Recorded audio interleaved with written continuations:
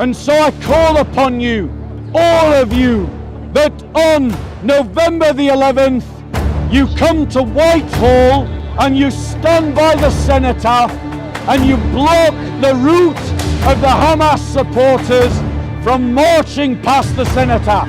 You get your friends to come, your family to come, all of you who are veterans, who disagree with Hamas, come to Whitehall to stop that march walking past the Cenotaph.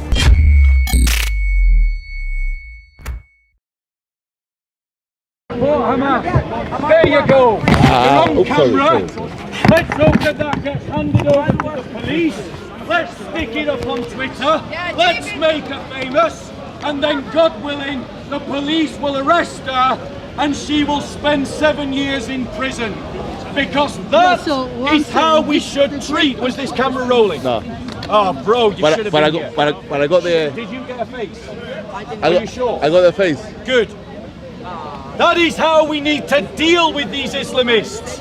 When they reveal themselves to you, capture them on film, report them to HR, report them to the police, get them sacked from their jobs, get them kicked out of the country.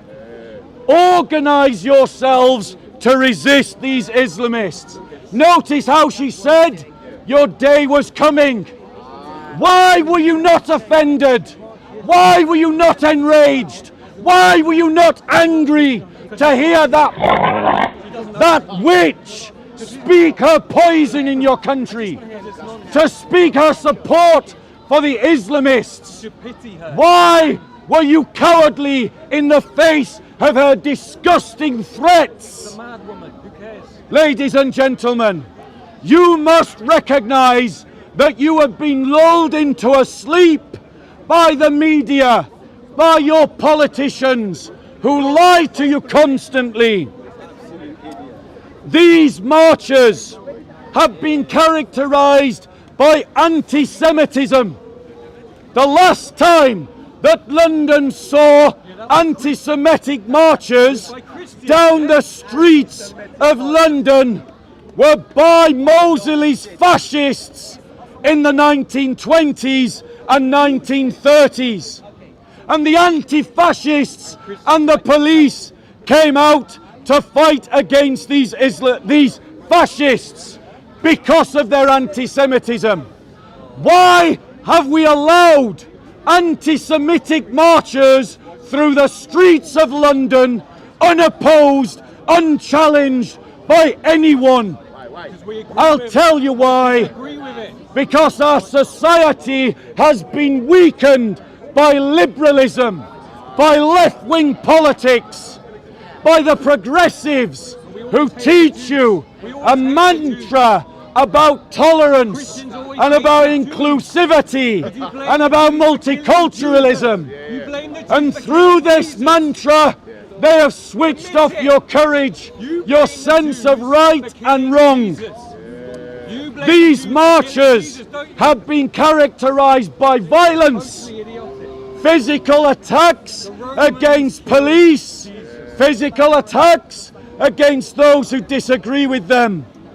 These marches have been characterized by harassment of those flying the British flag. In your country, people flying the British flag have been accused of racism by the police, who allowed Islamist flags to be flown in London without challenge or consequence. Anyone who would like to ask a question or make a point who hasn't interrupted me, now's your chance. If you want to ask a question or make a point. Okay, so I think, do you think Israel is an apartheid state by any chance?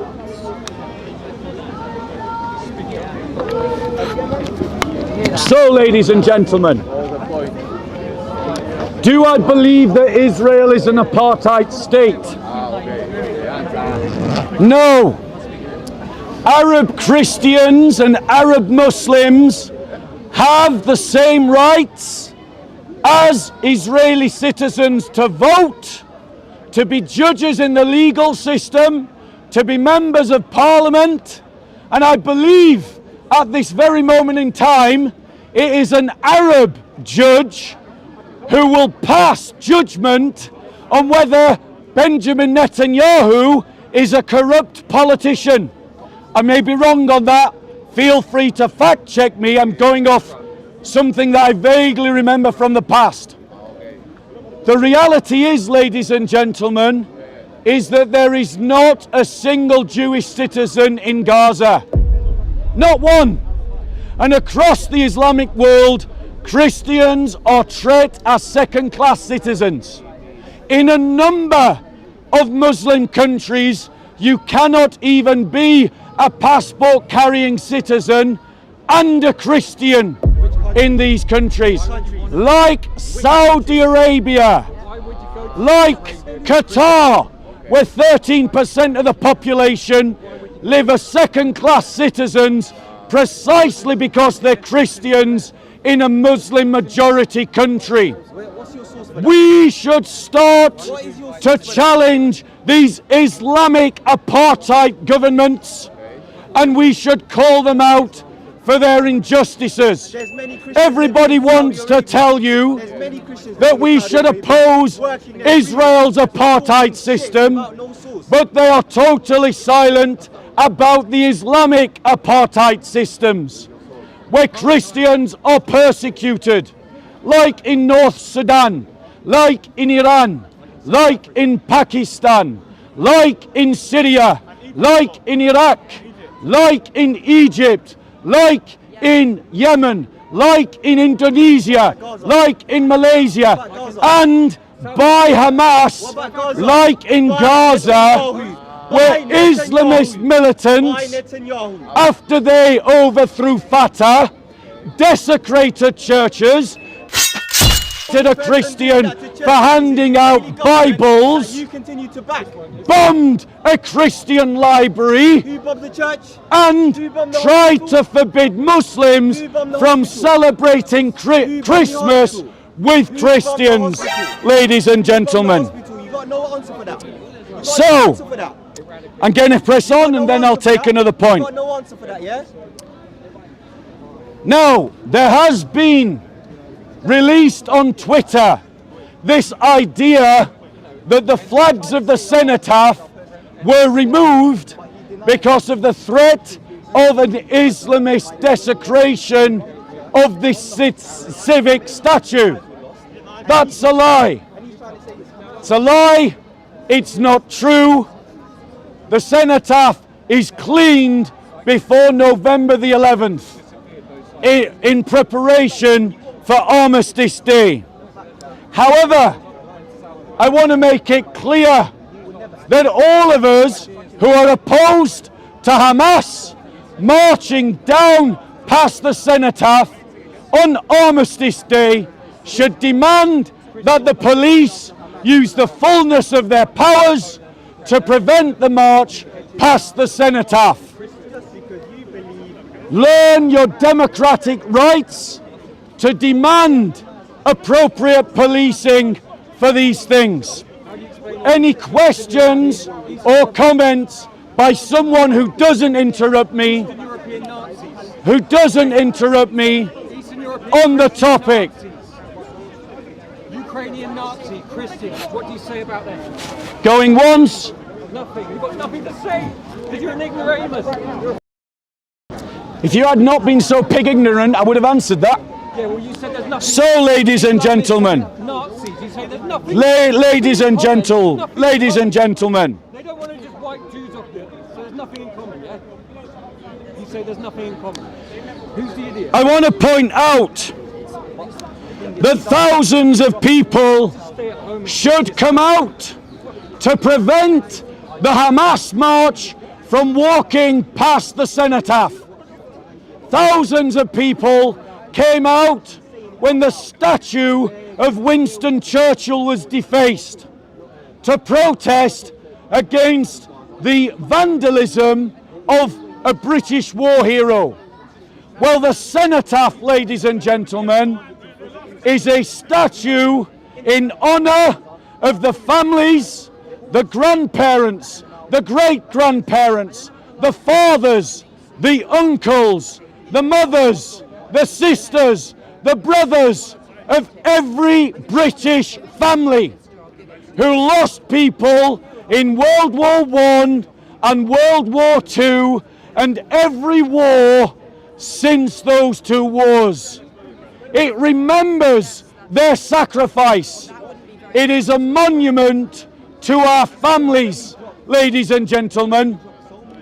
And the idea of an anti-Semitic, Islamist, hate-filled march walking past the Cenotaph on Armistice Day should not be tolerated by anyone in this country who has a decent mind, let me finish, a decent mind or a decent conscience.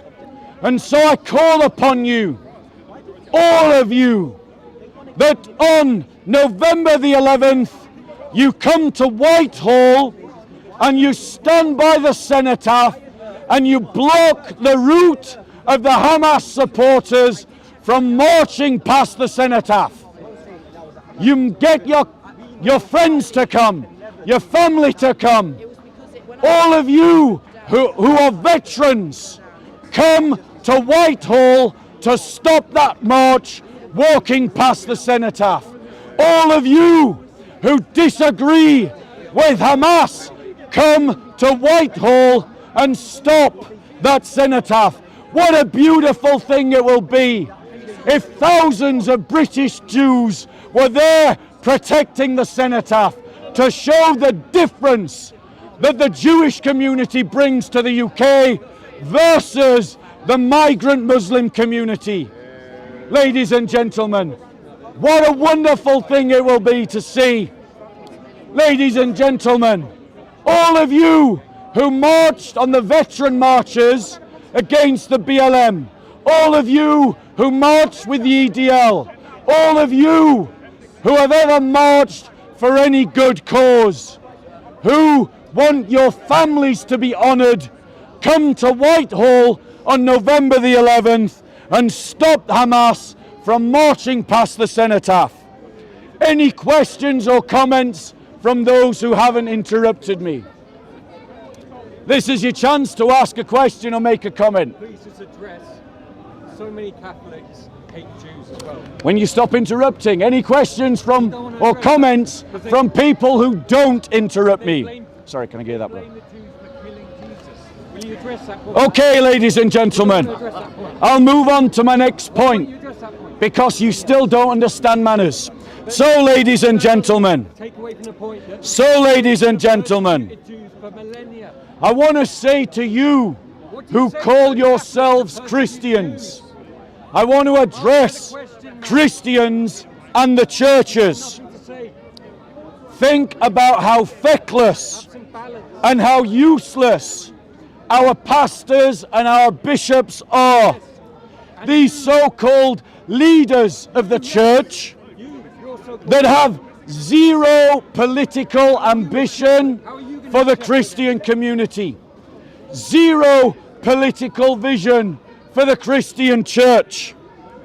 They have never called you to any greater act of Christian solidarity than simply to pray in your churches for persecuted Christians. Ladies and gentlemen, I want to say to you that if all that your pastors and your priests and your bishops and your church leaders have ever done is call you to pray or fill out a petition or give a donation for the persecuted church, that they have failed you. They have failed to give you real discipleship in the Lord and to teach you a genuine Christian political vision. We Christians must be out on the street in our thousands, ladies and gentlemen, to raise a voice for Christians who are being persecuted around the world. This month, November month, is the month about awareness of Christophobia. It's a Christophobia Awareness Month. How many of you knew that? How many of you have even heard of that? We must cultivate political aspirations within the church that meet the needs and the requirements of the body of Christ as we require a political agenda. And that starts with the persecuted church. It starts with our brothers and sisters who are being discriminated against. I am saying to you that you should be more like all of the other groups that protest. That you yourselves should be protesting on the streets to raise awareness about the persecuted church. Any questions or comments by those who have not been interrupting me on any point that I've been speaking? Question anyway. Doesn't matter what you say, does it? Going once. I've burnt people at the stake. Other Christians at the stake. I'm only taking questions or comments from those who don't interrupt. Going twice. No, I'm not. Who the fuck do you think you are, mate? You answer my question. So, ladies and gentlemen,